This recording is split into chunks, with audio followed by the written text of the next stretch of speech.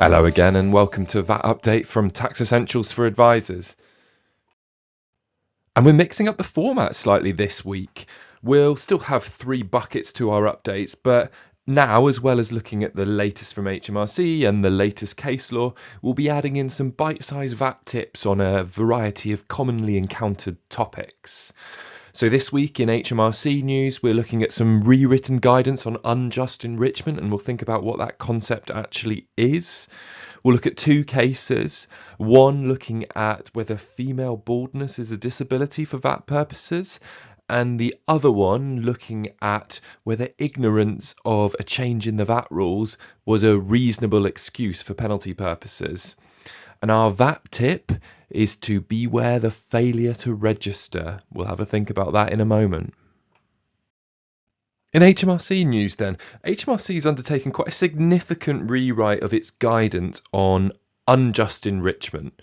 Now you might very reasonably be asking, what is unjust enrichment? Well, it's an important concept in VAT. Essentially, it's a defence that HMRC can use to refuse a repayment of VAT that's been over accounted for by a supplier, where the burden of that VAT was passed on to the customer and the supplier is either unwilling or unable to reimburse the person who bore that VAT burden. In simple terms then, I charge VAT to my customer who can't recover the VAT. It turns out that VAT wasn't actually due. Maybe my sale was actually VAT exempt. I try to claim a refund of VAT from HMRC for the VAT wrongly overcharged, but HMRC will only refund me if I can show that I wouldn't be unjustly enriched because I actually shifted the VAT burden onto my customer. Now, this can be tricky in practice, and it might even require some form of economic analysis to show who bore the VAT burden. It's a really techie area, and the guidance is detailed. From my initial reading, I'm not sure that there's any substantive policy change here, just a rewriting of the guidance for a bit of clarity. But it will be interesting to see if this marks a shift at all in HMRC's approach. And if you weren't already aware of it, this concept is certainly one to think about if ever you're trying to get a refund of VAT for output VAT that's been overcharged. Our first case then is about the VAT liability of something described as a hair loss replacement system and known as the Kinsey system. The question: can the supply of this system be zero rated? And in particular, can it be zero rated as a supply to a disabled person? There's a specific VAT relief for the supply to a disabled person of adapting goods to suit his condition. A bit of a mouthful, but the crux of the argument was this: was baldness in women a disability for the purposes of the VAT rules? The first tier tribunal had sided with HMRC, but the upper tribunal held that the FTT had made material errors in law. It therefore set aside the FTT's decision and made its own.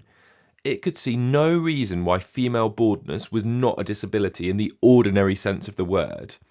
In support of this, it cited the very deep impact of hair loss on women, the cultural focus on women's hair, and the rarity of women in the community with visible hair loss or baldness.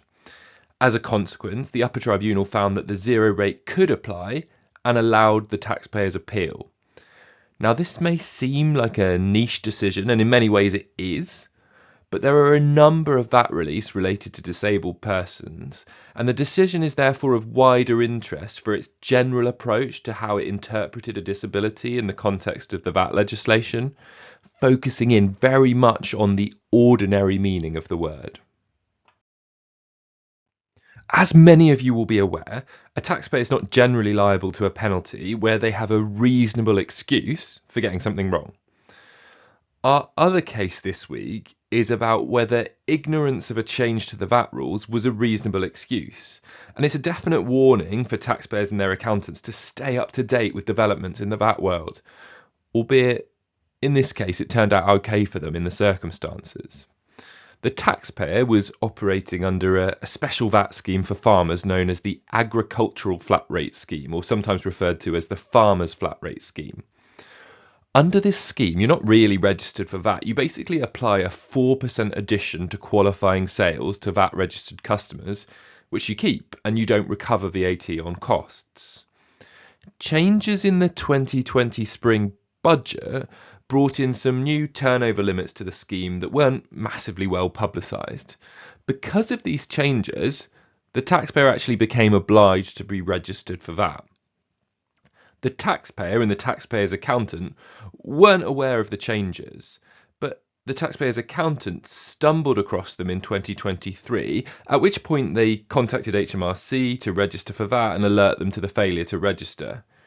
VAT arrears were agreed at more than £500,000, which the taxpayer entered into a time to pay agreement to pay. On top of this, though, in 2024, HMRC announced that it intended to charge a penalty. Now, the taxpayer and their accountant were definitely trying to comply with their obligations, and they were found by the tribunal to genuinely not be aware of the changes. What's more, the changes were pretty hidden away in budget documents and weren't very well publicised at all. In that context, the tribunal concluded that there was a reasonable excuse for the failure to register for VAT and allowed the appeal against that penalty. Now, as we've discussed a case that touched on a taxpayer's failure to register, I thought a good tip today would be a word of warning. Beware the failure to register. Now, obviously it's never ideal to make a VAT error, but if you're VAT registered and you've been making errors for a long time and they've never been discovered and they aren't deliberate, you can at least normally rely on a 4-year cap. In other words, HMRC can normally go back 4 years to get the VAT underdeclared, but no further. However, not so if your error is a failure to register for VAT in the first place. Here, there is a massive 20-year time limit for assessments. So take an example that we've seen a little bit of focus on from HMRC recently. A medical professional acting in the cosmetic space has been operating for many years and treating their services as VAT exempt, therefore they're not registered for VAT. HMRC comes along and says that the healthcare exemption doesn't apply to these kinds of services and they should have been charging VAT at 20%. Now HMRC seeks to go back 20 years and get 20 years worth of VAT, and the figures involved are staggering.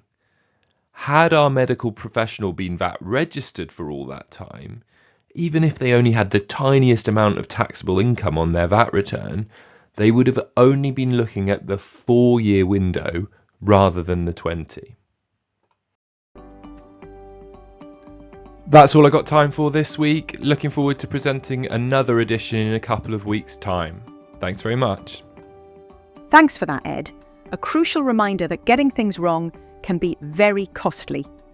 Luckily, the farmer found a tribunal judge that adopted a common-sense approach when it came to it.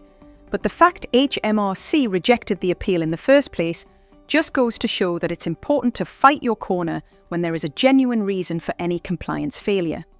Now you hopefully know that making tax digital for income tax starts to roll out for sole traders and landlords in just over 2 months' time.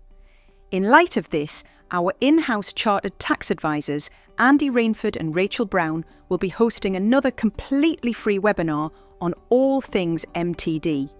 They will be asking Robin Milstead from LKA Chartered Accountants the key questions. If you're looking for clarity, confidence and practical guidance on MTD for income tax, this session is for you. The link to register is in the description.